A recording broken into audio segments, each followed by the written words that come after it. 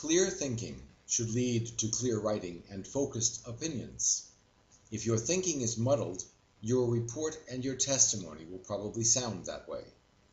You probably should not be an expert witness if you cannot express yourself clearly. However, you are probably bright.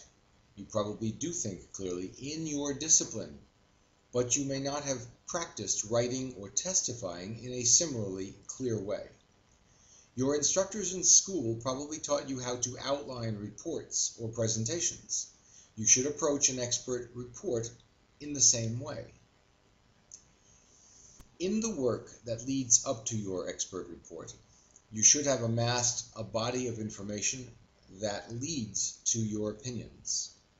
You should be able to organize and group that information so that you can express each opinion along with the subset of information that form the basis for that opinion.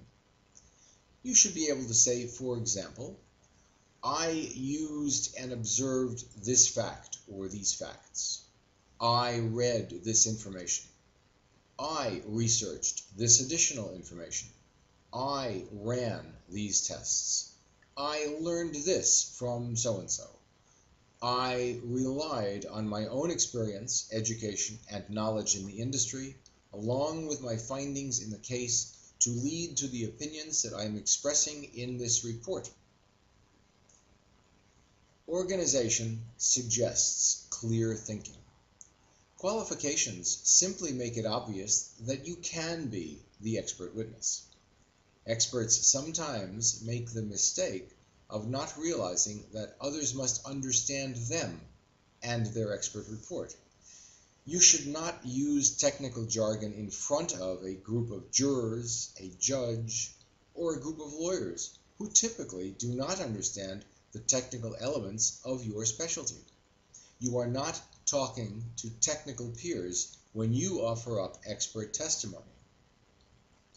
You have to show that you can translate the complexities of your expertise and your discoveries into simple English. You might as well start in your expert report when you express things to which you may testify later. First, you want to be understood. You do not want jurors rejecting your opinions because they could not understand them, or because they could not understand your reasons for them. Second, you do not want to burden your attorney with having to take time in court to translate what you said into English.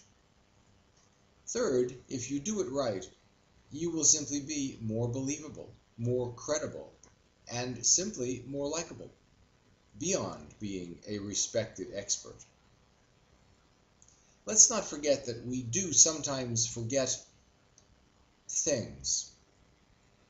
In complex cases, the process can easily take months or even years. In 1 year, you may have meetings and conversations, perform analyses, visit sites, and read documents. You may not even write your expert report until the following year. You may not testify to the content of your expert report for another year or two. It does not matter how bright you are. Memories often fade. Details fade even more quickly. You will not remember everything.